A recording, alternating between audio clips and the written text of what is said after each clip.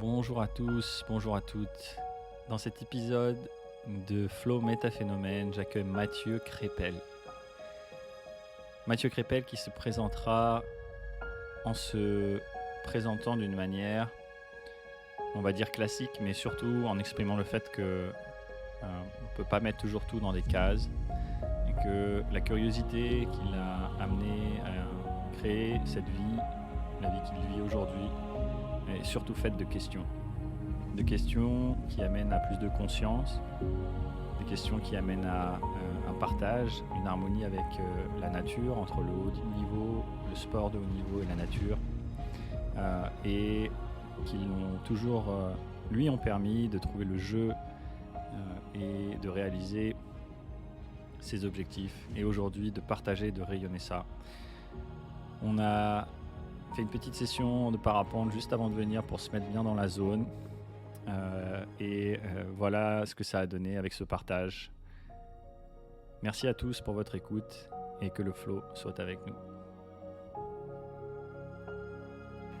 Bonjour Mathieu, merci d'être là dans le podcast. Salut à toi, merci de m'accueillir, c'est trop cool. Ouais, c'est trop bien, on vient d'aller checker la zone de parapente à la Fitenia pour se mettre dans le bain. Donc je suis super content de pouvoir enregistrer et partager ton expérience à ceux qui écoutent ce podcast. Et pour commencer, la question, juste avant on en parlait, justement j'allais te dire est-ce que tu veux présenter ce que tu fais, qui tu es, et c'est la grande question en fait finalement, d'arriver à être clair là-dessus et d'arriver à voir justement quelle case il y a et comment on se présente. Qu'est-ce qu'on va partager directement, et cette fameuse question qui un peu revient tout le temps, toujours dès qu'on rencontre quelqu'un finalement. Qu'est-ce que tu fais plutôt que qu'est-ce que tu es, ou qu'est-ce qui t'anime. Voilà, quelle est la bonne question, je sais pas. Ouais, la réponse est pas toute simple non plus, mais c'est vrai que qu'est-ce que tu fais aujourd'hui nous définit peut-être à tort plus que qu'est-ce que tu es ou qui es-tu ou donc ouais, je suis Mathieu Crépel, j'ai 37 ans je suis j'ai pas trop de cases, c'est pas évident, mais je suis snowboarder pro. J'ai fait beaucoup de compétitions en snowboard. J'ai fait voilà, une carrière de sportif de haut niveau en tant que snowboarder. Je continue aujourd'hui, mais j'ai arrêté la compétition.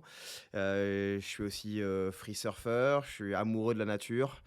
Je suis amoureux de l'outdoor, de l'eau, et je crois qu'en fait, je suis un grand enfant curieux qui a toujours envie d'apprendre et qui a toujours envie de découvrir de nouvelles pratiques, de nouvelles disciplines, et d'essayer de les partager à travers voilà, les projets que je fais maintenant, qui sont plutôt des projets de films.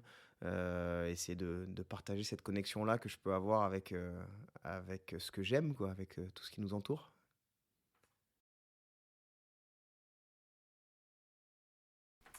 Ok, merci. Ouais, c'est une belle introduction, et j'ai relevé plusieurs choses et c'est super intéressant, mais le jeu, jouer comme un enfant, euh, dans les différents témoignages que j'ai pu voir justement dans le sport, et j'en parlais encore hier dans un post, l'idée que notre objectif est à la fois intéressant, mais que ça peut être notre plus grande problématique.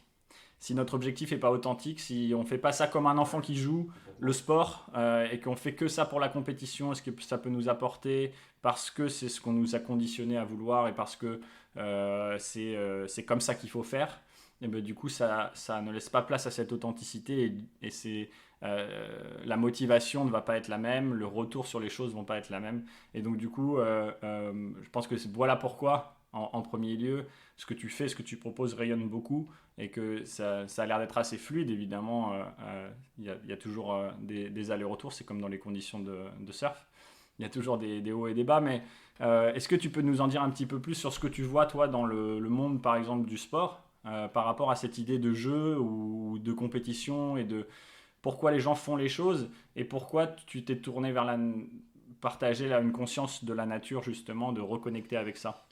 Ouais, tu as dit un mot qui résume, totalement tout ça, c'est authenticité et en fait, faut être, moi, ce que je cherche à être au maximum, c'est authentique et ce que je pousse les gens à faire ou des jeunes, tu vois, qui me demandent conseil sur leur carrière ou sur leur engagement ou sur le sens qu'ils ont envie de donner à leur carrière ou des choses comme ça, c'est d'être authentique et si toi, ton authenticité, ton cœur, il est à faire de la compétition et à essayer d'être le meilleur. Bah, vas-y, si enfin et voilà et mettre du sens derrière la pratique qu'on fait, essayer de s'engager pour une cause ou des choses comme ça, bah, il faut le faire par authenticité. Il faut le faire parce qu'on est convaincu. On peut pas être, pour essayer d'aller chercher ou en tout cas de puiser le meilleur de soi-même, et le meilleur, je dis pas le meilleur au sens, je veux être premier à la compétition et voilà, hein. Moi, la compétition, je l'ai évidemment que je me mettais des objectifs de réussite. C'est mieux quand le travail que tu fais, paye par une victoire ou un podium ou quelque chose comme ça. Mais moi, la compétition, je m'en suis surtout servi pour devenir un meilleur moi-même, quoi.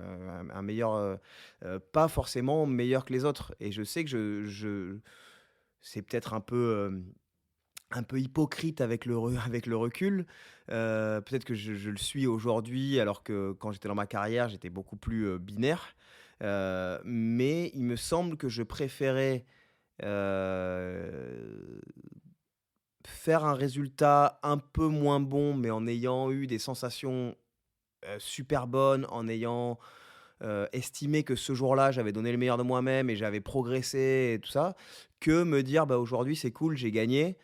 Mais les sensations étaient pas là ou j'ai pas progressé ou quoi. Voilà, c'est, avec le recul, peut-être que sur le moment, tu m'aurais dit: «Bah, cette compète, tu vas la» voilà, mais c'est en tout cas le souvenir que j'en ai et c'est ce à quoi je m'attache encore aujourd'hui, tu vois? Dans ce enfin, voilà, tous ces sports-là, le sport même de manière générale, on a fait quelque chose de très, le sport de haut niveau, c'est quelque chose de très tourné vers la performance, très tourné vers le résultat, mais avant tout et je le dis souvent, c'est souvent égoïste, le sport de haut niveau parce que c'est des sensations qui sont très propres à très personnelles. Après, il y a cette, faculté qu'a le sport, mais que peut avoir aussi l'art, que peut avoir, voilà, plein de choses qui touchent les gens émotionnellement, mais qui touchent, voilà, qui a un rapport émotionnel aux gens qui le regardent. C'est-à-dire quelqu'un qui enfin, tu vois, tu vas voir un match, de foot ou de tennis et si c'est ce qui te plaît et en fait, ça va transmettre ce que tu fais toi par égoïsme.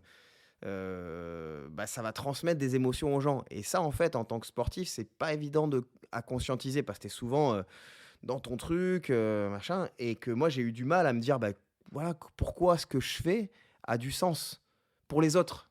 Au début, je me disais: «Bah, non, moi, ça a du sens pour moi parce que je me fais kiffer, mais comment je peux faire en sorte que ça ait du sens pour les autres?» Et quand j'ai compris que ça, bah, j'ai encore du mal à le comprendre aujourd'hui, hein. Pour moi, ça reste, tu vois, tout ce que je fais, ça continue, voilà, je suis dans un certain égoïsme, mais l'égoïsme est pas forcément enfin, on en a fait quelque chose de très mauvais. Après, voilà, si on part de quelque chose d'égoïste, enfin, qui nous procure du plaisir authentique, encore une fois, qu'on y met du sens derrière, qu'on essaie de comprendre pourquoi ça et que ça, on essaie de le partager, à ce moment-là, bah, on retourne un peu le truc. Mais ouais, pour moi, c'est tout ça doit se faire par pure authenticité et par passion et en fait, la chance qu'on a, je pense que c'est d'avoir des passions, en fait et quand tu as une passion alors moi, j'en ai peut-être trop, c'est que je me passionne de plein de choses, tu vois? Ça a été le snow, le surf, là, c'est le parapente, c'est, la nature, c'est voilà, je crois que je suis un peu je suis quelqu'un d'assez curieux qui a envie alors à la fois d'apprendre, sur le fond, enfin voilà, comment marchent les choses, mais aussi dans l'expérience. J'ai envie de découvrir une nouvelle expérience. Mais voilà, la passion, c'est ce qui fait que le matin, tu te lèves et que tu sais où tu veux en être le soir, quoi. Je trouve que c'est ça et bon, ça se travaille aussi, hein, une passion, c'est pas enfin, tu vois, c'est pas tu te réveilles le matin et: «Ah, bah, tiens, je suis passionné par la peinture». C'est que tu découvres, tu t'intéresses au milieu, tu t'intéresses à des techniques, tu t'intéresses aux gens qui t'ont précédé, tu t'intéresses à une culture et tout ça, en fait, ça fait que, bah, dans la vie, tu as un but et ça, je trouve que c'est une chance inouïe et une chance qui doit s'alimenter aussi, tu vois, se nourrir. Voilà, ça fait une réponse un peu longue qui est partie dans tous les sens. Je te disais que, tu vois, j'ai du mal à me mettre dans des cases, donc Mais moi, j'écoute et puis ça part dans un sens et puis je me dis, ah tiens, il y a ça et ça et ça. Mais c'est super parce que tu as globalement résumé euh, tout ce qui compose les motivations intrinsèques, une grande partie des motivations intrinsèques qui nous permettent justement de favoriser le flow, d'améliorer sa qualité de vie et de sentir que euh, une chose très importante que tu as dit, c'est l'égoïsme.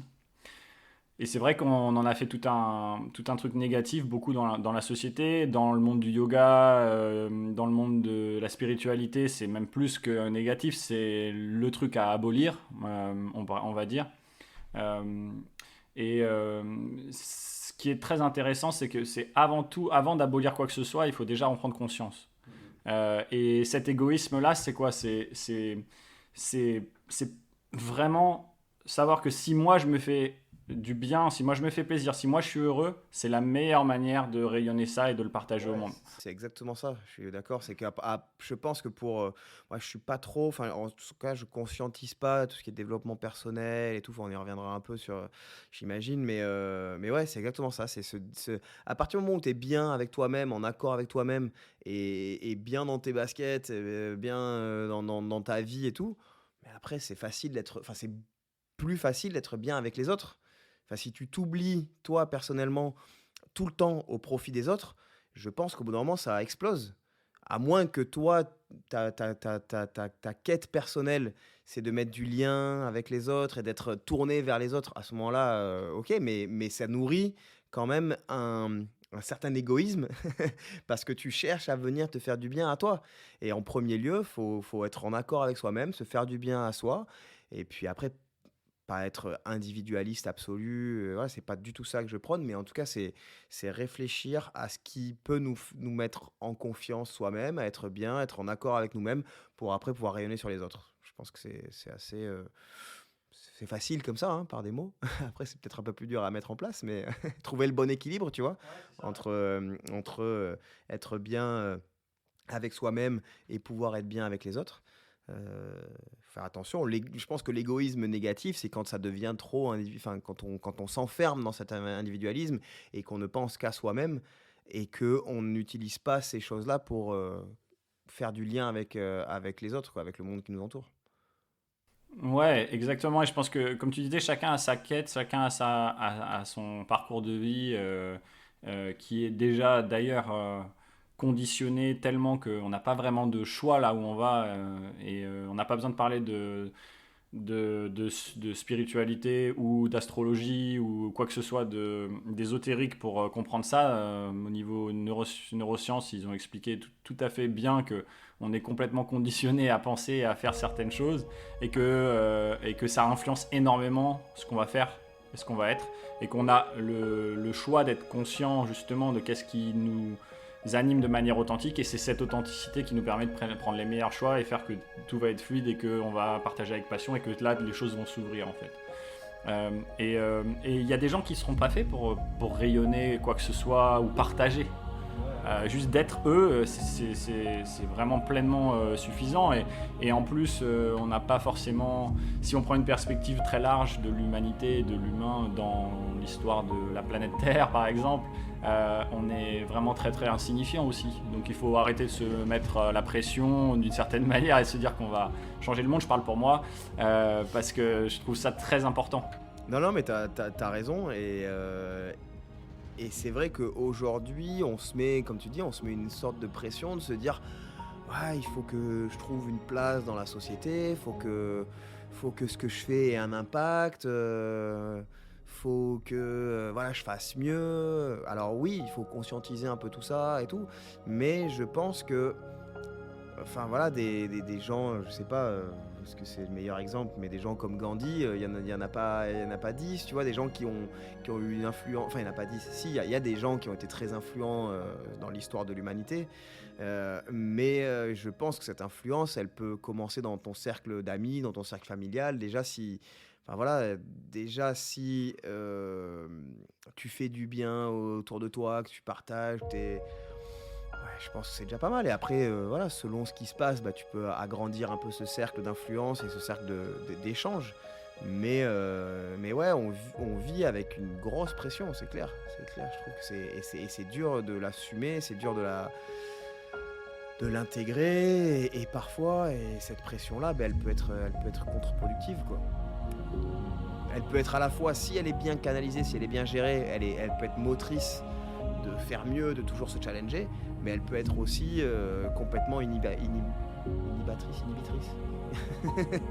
Ouais, complètement.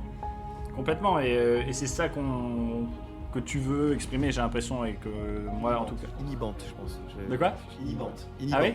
Peut-être. Parce que inhibitrice, inhibitrice. Ouais, on checkera ça plus tard. N'hésitez pas à nous dire. Bon mot. Voilà. Mais en tout cas, tout le monde a compris, je pense, même si le mot n'est pas le bon, le juste. Voilà. Mais ouais, dans tous les cas, c'est ça, c'est que tu peux avoir plein de passions et être égoïste, mais si par exemple, tu veux... imaginons quelqu'un qui a son chemin, c'est vraiment sa passion et rien d'autre. Bon, bah, mais il y a la société qui lui dit attends, il faut quand même avoir une famille, il faut quand même faire ça pour la société, etc. Mais lui, il se force à le faire, ça va pas être juste, ça va être déséquilibré. Alors que c'est ok s'il fait que son truc dans son coin.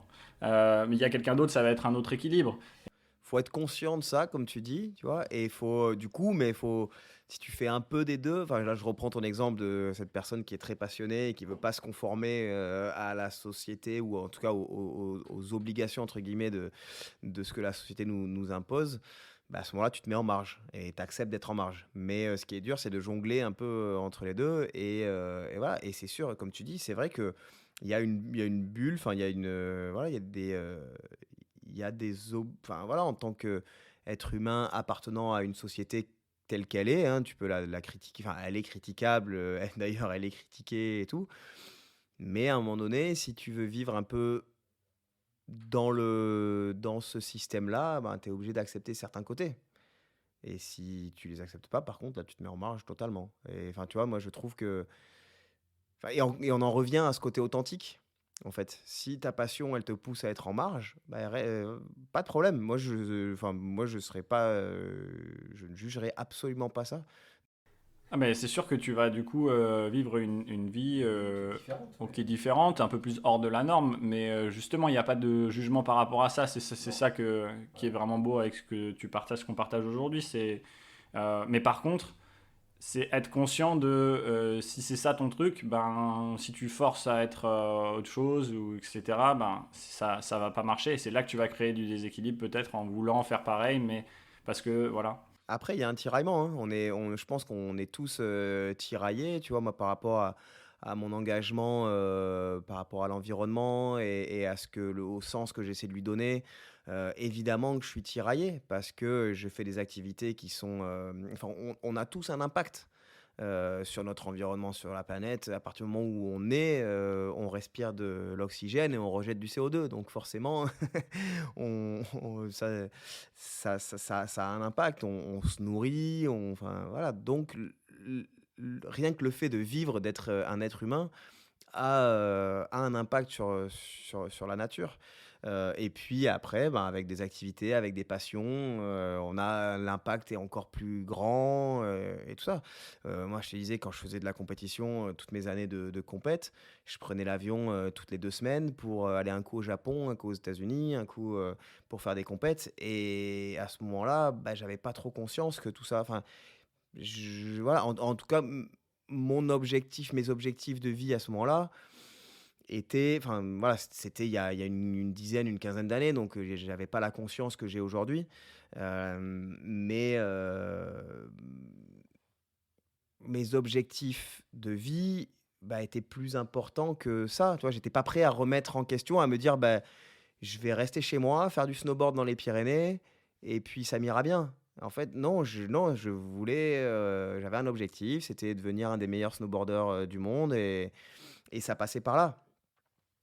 Avec le recul, je me dis: «Bah, voilà, ça fait chier», mais je dirais jamais à un kids aujourd'hui qui a cet objectif-là, je lui dirais jamais: «Bah, non, arrête de prendre l'avion et fais ton truc». Je dirais plutôt aux instances qui organisent les compétitions de dire: essayons de réfléchir à mieux le calendrier et pas de faire Japon, États-Unis, re-Japon pour après repartir je sais pas où. C'est de dire on va essayer de mieux réfléchir le calendrier, de dire voilà, on va faire 3 compétitions aux États-Unis, on va en faire 3 en Europe et on va en faire 3 au Japon qui s'enchaînent et comme ça on essaie de limiter les déplacements. C'est plutôt dans ce sens-là qu'il faut parce que le sport de haut niveau passe par les déplacements, c'est quelque chose qui est universel, donc ça passe par là. Mais par contre, il y a des solutions pas pour pas revenir à l'âge de pierre et vivre dans des grottes, avec, tous à poil et à faire du feu en frottant des silex. Parce que si on voulait vraiment, sauver l'humanité et sauver la planète, bah, je pense qu'il faudrait revenir à ça. Si on veut continuer à vivre, mais en étant plus conscient, en étant plus sobre, et ben, il faut repenser un peu tout le système. Ouais, et alors du coup, ça m'amène à une question super intéressante que tu as déjà commencé à répondre. C'est quelle serait ta vision, qu'est-ce que tu aurais envie de voir créer pour le monde du sport, pour l'humanité, pour les 10 prochaines années? Enfin, en tout cas, pour qu'est-ce qui serait la vision? Tu as dit donc, par exemple, mieux organiser les déplacements, ok. Mais est-ce que, alors, tout ce qui est vidéo, tout ce qui est partage, tout ce qui est film est très important aujourd'hui. C'est pas forcément la solution parce que ça aussi, ça consomme de C'est le l'électricité. tiraillement dont je te parlais tout à Le l'heure. tiraillement est toujours le même, donc c'est vrai que de réduire de toute façon va être important, réduire que ce soit les déplacements ou que ce soit la consommation de matériel, etc. Mais du coup, est-ce que tu vois par exemple que il y a une possibilité pour les sportifs qui veulent justement s'exprimer et qui n'ont pas forcément envie d'être champion le meilleur, parce que de toute façon, ça, c'est quand même globalement réservé à très peu de gens, puisque c'est le meilleur. Euh, donc tous les autres Les autres ne sont pas, le c'est sont ça, pas. ouais. Donc ça crée énormément de frustration. C'est un objectif qui est quand même très problématique pour beaucoup de gens, et la plupart sont pas dans leur authenticité en voulant ça, ou en tout cas pas complètement. Quelle nouvelle formule pourrait émerger pour que les sportifs soient à la fois, on va dire, capables de vivre leur passion et de partager et gagner suffisamment d'argent, entre guillemets, et vivre suffisamment d'expérience pour être heureux, tu vois? Est-ce qu'il y aurait une formule entre la vidéo et un nouveau type d'événement, de compétition qui pourrait émerger selon toi? Je sais pas, hein, c'est un vaste sujet. En tout cas, c'est un vaste sujet de réflexion. Mais ce qui est sûr et tu vois, c'est marrant parce que l'autre jour, là, il y a quelques semaines, j'ai participé avec plein de gens, influents dans le milieu du sport, que ce soit organisateurs d'événements, gros partenaires, associations, enfin différents trucs. J'ai participé à un atelier sur le sport durable, enfin en tout cas l'éco-responsabilité dans le sport de haut niveau. Et, euh, et, euh, et il y a quelque chose qui est revenu beaucoup, c'est le rêve en fait qui est transmis à travers, c'est ce qu'on disait un peu tout à l'heure, c'est la part de rêve que transmettent les sportifs, et que les sportifs de haut niveau, que ce soit par la compétition, que ce soit par la vidéo, que ce soit par tout dépend, enfin peu importe les médias, le moyen par lequel c'est transmis, ils font rêver. Ils font rêver plein de gens qui n'ont pas accès à ces sports-là, qui n'ont pas accès à la nature, qui n'ont pas accès à la performance, et que cette part de rêve, eh ben, finalement, elle reste super importante. Elle reste primordiale, pas à n'importe quel prix, mais elle reste super importante parce que ce qu'il faut pas oublier, c'est que la vie, elle vaut d'être vécue. Enfin, ce qui nous drive, c'est quand même, on a commencé par ça, c'est le jeu, c'est la joie, c'est le jeu, c'est le partage. Et que si on en revient si voilà, que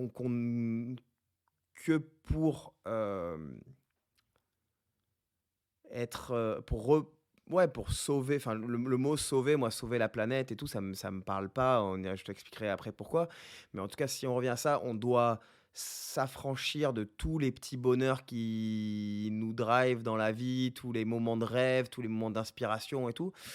Bah ça, je trouve que ce serait dommage. Alors peut-être qu'on ferait perdurer l'humanité un peu plus longtemps, Mais est-ce que ce serait une bonne chose? Est-ce que enfin voilà et je dis pas, j'ai pas la solution, hein, c'est que des questionnements, hein et de toute façon, il y a pas pour moi, il y a pas de solution et il y a que des questionnements et moi, ce que j'aime aujourd'hui et ce que je fais à travers mes films, c'est justement, c'est essayer d'éveiller, continuer à éveiller des consciences pour que les gens se posent des questions sur comment, bah, faire sa vie au quotidien, comment essayer d'être, un peu moins tiraillé, être un peu plus en accord avec ses valeurs, c'est moi, c'est ça qui m'anime aussi parce que c'est ce qui m'anime moi personnellement et donc à travers mes films, mes activités et tout, c'est ce que j'essaye de enfin voilà, ce que j'aime bien dans un film que je fais, c'est quand à la fin du film, le spectateur et ben, ressort de là presque avec plus de questionnements qu'il n'est arrivé ou en tout cas, enfin, certaines réponses à certaines questions et que ça active d'autres cheminements.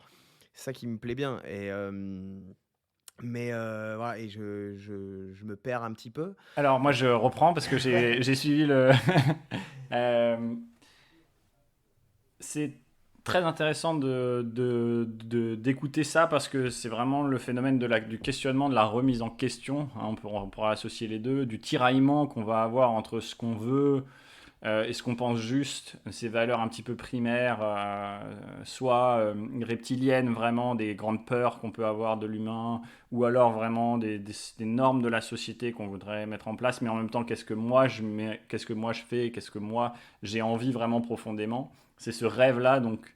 Mais la grande question, c'est justement, est-ce que le rêve, justement, n'est pas trop intense, trop... Est-ce qu'on ne peut pas trouver un rêve qui soit justement encore plus conscient pour que on n'ait pas besoin d'autant pour être satisfait de la même manière? Tu vois ce que je veux dire? Ouais, ouais, ouais, bien C'est un sûr. peu ce que tu disais Mmh mh. aussi, hein. Oui, mais c'est de la en fait, on en revient à la sobriété. C'est qu'un peu enfin, c'est sobriété ne veut pas dire, rien, quoi. C'est juste, revenir un peu plus à des choses un peu plus, hem, un peu moins extrêmes, quoi et c'est dur, c'est enfin, tu vois, moi, je dis ça parce que j'ai fait du sport, extrême, même si j'aime pas trop ce mot-là parce que pour moi, tous les sports, peuvent être extrêmes. Après, on prend des risques peut-être un peu plus développés qu'un tennisman, ou un voilà, mais oui, tu vois, c'est clair que le rêve, je prenais l'exemple, qui est enfin, tu vois, le mec qui a sauté en chute libre de la stratosphère. Alors c'est un truc qui a été énormément suivi, qui pour moi, ça c'est pas du rêve, enfin, tu vois, ou c'est too much, quoi. C'est pourquoi? Enfin, tu vois, ça sert pas à grand-chose. Le mec, il est dans un scaphandrier ou dans enfin, voilà, il se laisse tomber comme une merde, pendant je sais pas combien de minutes, voilà et tout en fait, c'est que de la limite, je me demande, on mettrait, un singe dans le scaphandrier, ce serait pareil, quoi. Tu vois, l'ouverture du parachute, elle s'est faite, de façon automatique, enfin, pourquoi, quoi? Après, ils en ont fait un événement, planétaire, mondial. Alors oui, c'est une performance sur, ce que l'humain est capable de faire et c'est nécessaire aussi pour évoluer, pour apprendre des choses sur les capacités humaines et tout. Mais oui, de revoir justement, et dans cet atelier-là auquel j'ai participé, bah, c'était exactement ça, ce sur quoi on a travaillé, de se dire, bah, où est-ce qu'on place le curseur de rêve, de performance, de dépassement de soi et que est-ce qu'il faut toujours aller vers le mieux, vers plus et c'est un problème, beaucoup plus général dans le sport qui pousse au dopage, qui pousse à la tricherie, qui pousse à tout ça, tu vois? Et c'est ce que je disais l'autre jour, c'est que peut-être que parce que j'ai été un peu challengé aussi, enfin j'ai participé à une émission de radio, sur, est-ce que par exemple le sport de haut niveau, peut être compatible avec des nécessités environnementales? Et là, c'était par rapport aux JO, aux Jeux de Paris 2024 sur, le fait que certaines infrastructures vont être, éphémères et pas durables et voilà, il y a toute une communauté, notamment pour le skate, voilà, qui demande un skatepark, durable à Paris et que là, pour les épreuves de skate, bah, ça va être un skatepark éphémère. Donc les skateurs terre à terre veulent un skatepark durable et en même temps, bah, c'est aussi bien, même si c'est du béton, c'est quelque chose qui s'inscrit dans le temps, dans l'héritage et tout. Donc voilà. Et du coup, oui, je pense que en tout cas, l'intérêt du public par rapport à un sport ou un sportif n'est pas forcément en relation avec tout le temps battre des records, tout le temps faire mieux. Tu vois, c'est plus la confrontation qui nous fait rêver. Moi, enfin, je sais pas, je vais prendre l'exemple de la natation. Je préfère voir un 50 mètres ou un 100 mètres où il y a de la concurrence, où tu vois, ça se passe devant, ça recule, machin, plutôt que de voir un mec qui va être devant, qui va être dopé, qui va avoir la bonne combinaison, machin, et qui va exploser le record et qui va exploser la concurrence. Je trouve que ça a moins d'intérêt, personnellement. Et je pense que le spectacle, parce que le sport c'est ça aussi, hein, c'est du spectacle. Quand tu vois qu'il y a 80 000 personnes qui vont voir un match de foot, bah, et c'est comme aller voir un spectacle, hein, une pièce de théâtre, un concert ou quoi que ce soit.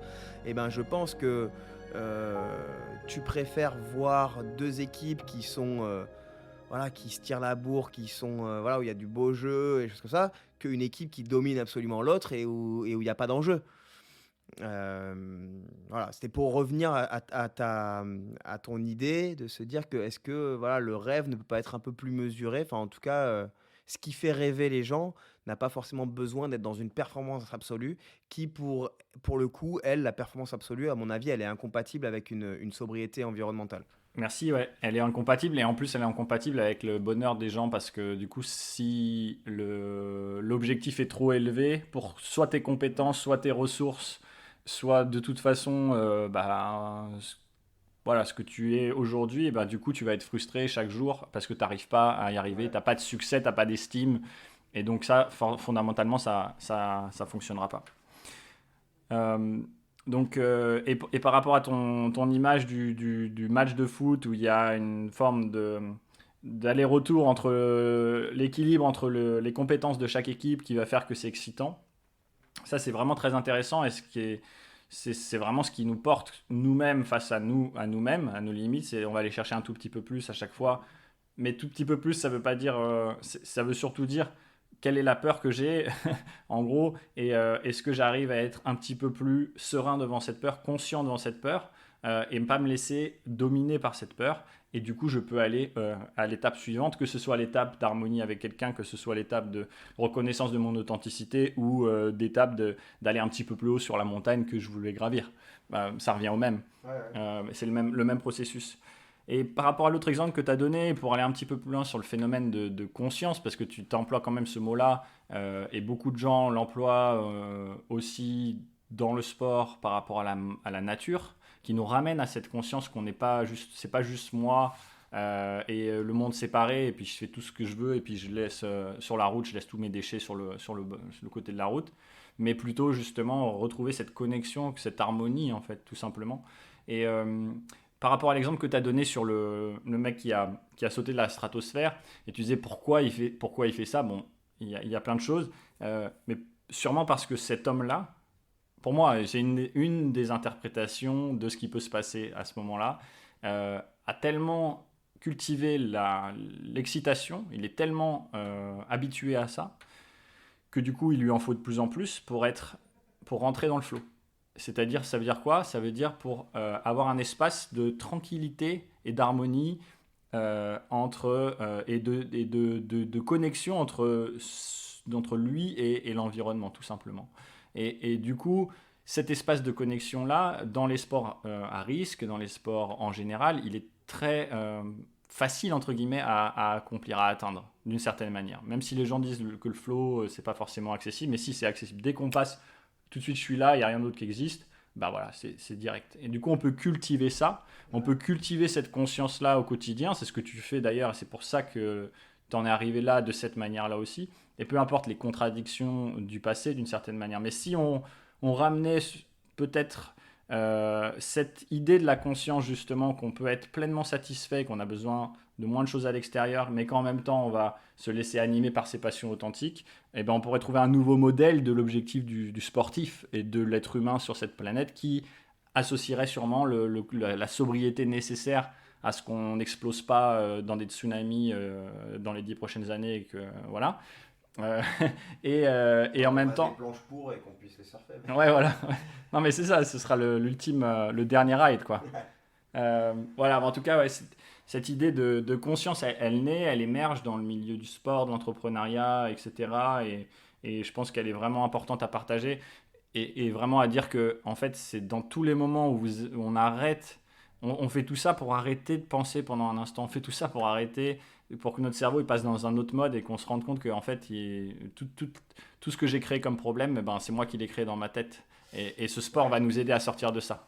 Ouais, on est dans enfin, on revient un peu au tiraillement parce que du coup, le but du flow, c'est de se retrouver justement dans un état où ton corps et ta tête sont en accord absolu et que justement ça se fait naturellement. Enfin, justement, t'as pas besoin de réfléchir trop.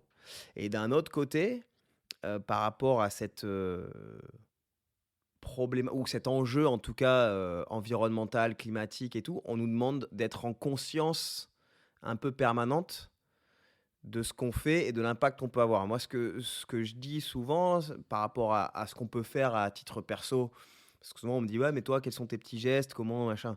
Bah, des petits gestes, il y en a plein, mais c'est pas, enfin, c'est juste, justement d'être conscient, enfin, que chaque acte, enfin, quand on fait quelque chose, c'est se dire: «Bah, voilà, est-ce que là, aujourd'hui, pour faire, ça, j'ai besoin de prendre ma voiture? Absolument.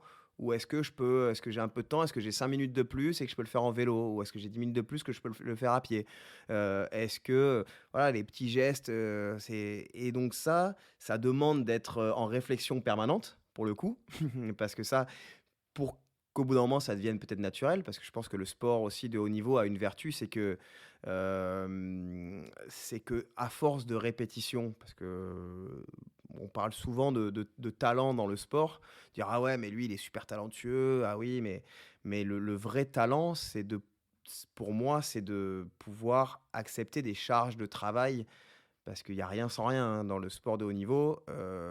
Si tu es feignant et que tu es juste talentueux et feignant, tu y arrives pas, hein. Et par contre, bah, j'ai des exemples de gens qui étaient peut-être moins talentueux, mais par contre qui étaient plus besogneux, qui avaient une capacité de travail, de répétition plus importante, réussir beaucoup mieux que ceux qui étaient talentueux. Et donc du coup, c'est de répéter, répéter, répéter pour que ça devienne un automatisme et c'est ça et dans le sport de haut niveau, ce qu'on va rechercher, c'est quand une fois qu'on est en état de flow ou le focus ou ce truc-là, bah, c'est qu'à un moment donné, ça clique et que ça se fait naturellement.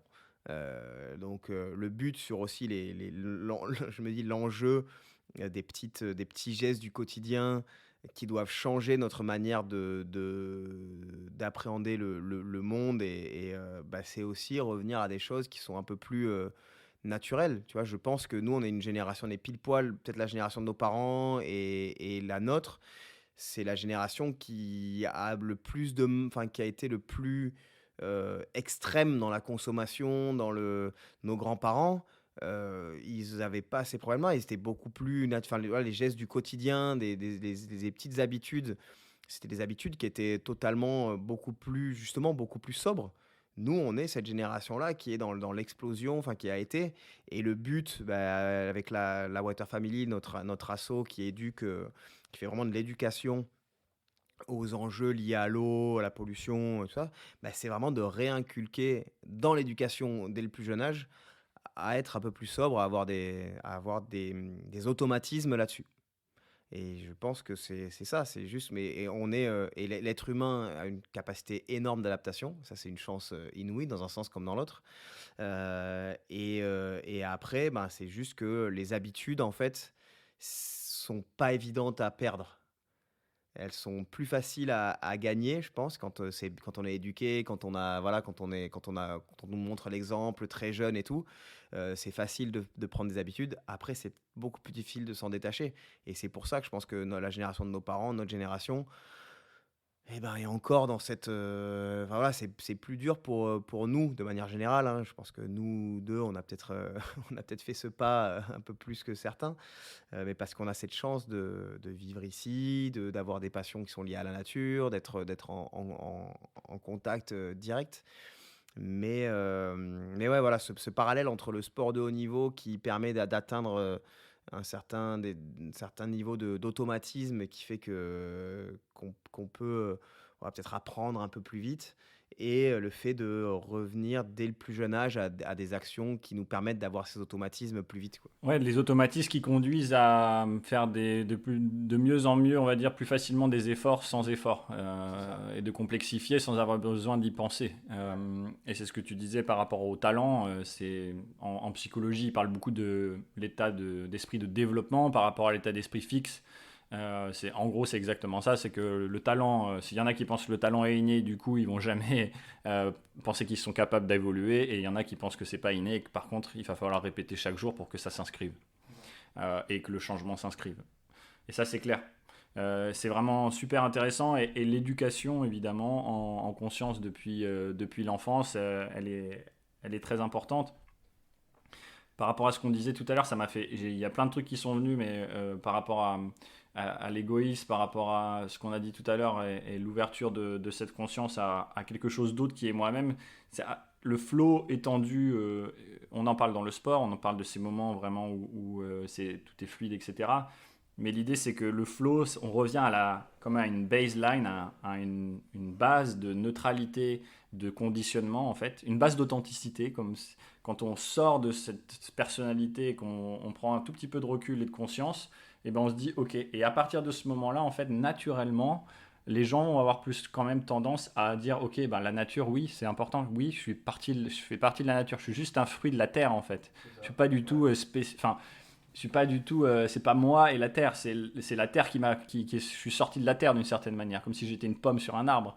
C'est Alan Watts qui dit ça, mais c'est très important de comprendre ça parce que du coup, on se dit bah tiens ouais, j'ai naturellement envie d'en prendre soin en fait. Et donc toutes ces opérations d'éducation que vous faites sur l'eau, etc. Elles sont vraiment le cycle de la vie, le cycle de l'eau et tout ça. Elles sont vraiment fascinantes et pertinentes. Et je voulais juste rajouter ça par rapport au flow, c'est que le flow, c'est à partir du moment où on prend conscience de ce qu'on est en train de vivre maintenant, est-ce que c'est une peur, est-ce que c'est un objectif de la société qui m'oblige à faire ça de plus en plus parce que je veux être le champion, etc. Et qu'en fait, tout le chemin, ben, du coup, j'en profite pas. Et c'est un petit peu la problématique de beaucoup de sportifs de haut niveau qui ont ces objectifs, qui font des burn-out quand ils sont champions du monde. Et ils comprennent pas, quoi. Et il y a un truc... Et il y a vraiment ce phénomène-là, et moi je l'ai vécu dans le milieu du coaching, etc. Aussi, c'est que attention, si c'est vraiment pas votre objectif authentique et si ça vous bouffe le mode de vie et le plaisir que vous avez, la passion chaque jour, si l'objectif c'est pas votre passion et c'est pas de jouer chaque jour votre activité, et bien du coup vous allez comme cumuler des tensions qui vont faire qu'après ça fait créer des burn-out, des choses comme ça. Et donc du coup cette ouverture à la conscience permet de faire un petit reset tout le temps, de savoir qu'il y a cet endroit-là où je peux retourner d'une certaine manière. Est-ce que c'est vraiment ça? Je jauge. Et ensuite, là, par contre, je peux m'engager pleinement dans ce que je fais, ce que tu fais naturellement depuis sûrement très longtemps et depuis toujours. Est-ce que beaucoup de gens font et c'est accessible? Même si vous n'avez pas des sports outdoor et si vous n'aimez pas les sports outdoor, c'est accessible partout. Comme tu le disais, c'est un art de vivre en fait.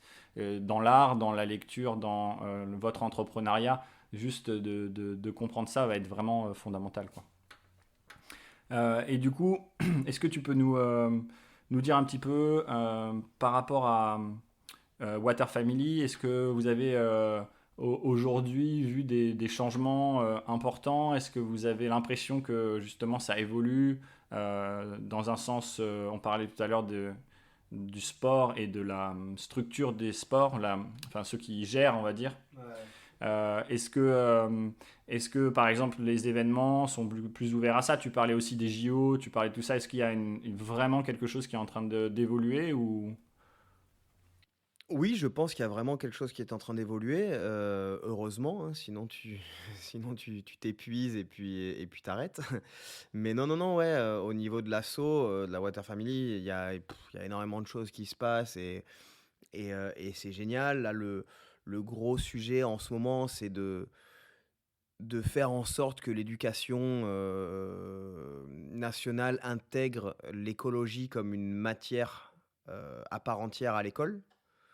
Et ça, ce serait, ce serait assez fou, hein. Bon, il y a pas que la Water Family qui bosse là-dessus, mais il y a plusieurs associations qui se regroupent pour faire en sorte qu'il y ait des programmes qui soient mis en place. Et moi, je suis sûr qu'il y aurait surtout un moyen d'intégrer l'écologie dans les matières existantes aussi. Parce qu'en fait, je pense que, enfin voilà, tu peux totalement tourner un problème de maths sur des problématiques liées de consommation d'eau, par exemple. Voilà, on a tous en souvenir les trucs qui nous cassaient la tête quand on était gamin. Paul prend son bain, fait couler 50 litres. Enfin, tout ça, ça nous a tous traumatisés. Mais de le faire avec, voilà, avec beaucoup plus des choses qui sont plus terre à terre finalement, plus qui sont en lien avec la vie réelle, tu vois? Et l'école, je trouve que l'éducation de manière générale, ben, a besoin aussi de reconnecter à à la vie réelle. Parce que je pense qu'on n'est pas, enfin, c'est un autre sujet beaucoup plus vaste et dans lequel je suis pas expert, mais l'éducation, aurait besoin, je pense, de se reconnecter à la vie réelle et à la nature évidemment, mais à la vie réelle parce que j'ai l'impression que quand on est à l'école, on n'est pas totalement, enfin on sort de l'école, on n'est pas prêt pour la vie telle qu'elle est vraiment quoi. Mais, mais c'est bien, ça nous laisse encore des challenges à découvrir derrière, quoi. On croit tout apprendre avec l'école, mais c'est pas vrai du tout. On apprend plein de choses, mais pas tout, heureusement. Mais oui, oui, en tout cas, ce qui est trop cool, c'est de voir que bah, l'asso, elle a plus de 10 ans aujourd'hui. Et donc, on a commencé avec le cœur de l'éducation qu'on fait, c'est les 8-12 ans. Parce que c'est vraiment l'âge où justement bah, les enfants sont très curieux. Plus petits, c'est difficile parce que c'est difficile. Voilà, ils n'ont pas encore totalement. Enfin, ils n'ont pas forcément le moyen de conscientiser ça, enfin, d'intégrer vraiment ce qu'on leur transmet et la compréhension. Par contre, à 8-12 ans, c'est le moment où ça explose, où voilà, il y a toutes les connexions qui se font, où c'est curieux, ça pose des questions, ça rentre à la maison, ça partage, ça met la misère. Moi, j'ai pas mal de potes, enfin, de gens que je connais qui me disent: «Ah bah, vous êtes passés», enfin, des gens de la Water Family sont passés en classe aujourd'hui pour faire un atelier de partage d'éducation. Et mon kids, il est rentré, il m'a mis la tête comme une pastèque sur manger bio, local, voilà, l'eau, les trucs, les produits cosmétiques, trucs. Donc on a fait révolution à la maison et donc voilà, donc c'est trop cool. Et ça, c'est ces petits retours-là qui font plaisir. On en revient tu vois, l'influence qu'on peut avoir sur notre cercle.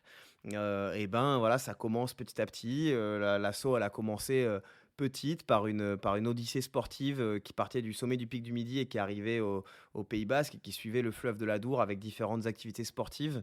Et on était dans le jeu, on était dans le fun et on a commencé à intégrer, à faire rencontrer des gens du Pays Basque qui n'avaient pas forcément conscience que la pollution qui arrivait par l'Adour avait arrivé peut-être par l'activité humaine qui se faisait en amont. Et donc voilà, on a commencé à faire rencontrer des classes du Pays Basque avec des classes de la montagne de Bagnères de Bigorre, des choses comme ça. Et puis voilà, ça a commencé comme ça, et puis ça a grossi, grossi. Et aujourd'hui, c'est une asso qui est nationale, qui a des antennes un peu partout en France, qui est représentée sur un bateau qui fait le Vendée Globe. Enfin voilà, il y a des choses qui sont assez folles. Donc c'est génial, mais la seule prétention qu'on a, c'est de continuer notre travail de fond qui est l'éducation. Et là, il y a des équipes qui bossent trop bien et qui sont incroyables. Et voilà, nous, c'est mon père qui avait été un des fondateurs, avec moi un peu aussi dans le truc.